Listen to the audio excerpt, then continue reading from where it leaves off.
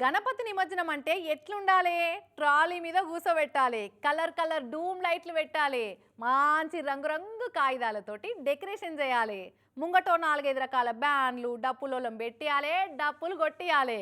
అన్నిటికంటే ముఖ్యంగా డీజే ఉండాలి, పటాకుల మోత టపటపటపటపటపమని మోగాలి. అట్లుంటేనే కదా అది నిమజ్జనం. కానీ మెదక్ జిల్లా రామాయంపేట మండలంలో ఉన్న ఒక ఊళ్ళే గణపతి నిమజ్జనం చూడు ఎట్లా జరిగిందో.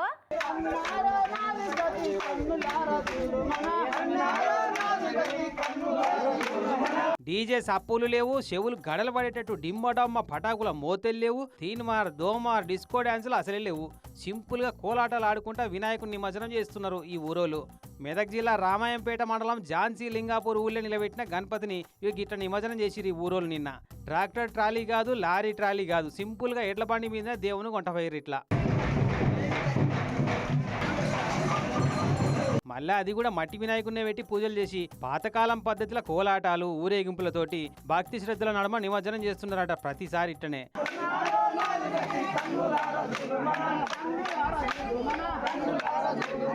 ఇప్పుడో తాతలు తండ్రుల కాలం నాటి జమాలా ట్రెండ్ను ఇంకా కంటిన్యూ చేస్తున్నారు. సిటీ గల్లీలలో గణపతిలో నిలబెట్టే యూత్ పిల్లగాలకి చూపెడితే ఏంది బ్రో ఇది, మీరు ఇంకా పాత కాలంలోనే ఉన్నారేంటి, అప్డేట్ కాండ్రి బ్రో అని సలహా ఇస్తారు కావచ్చు.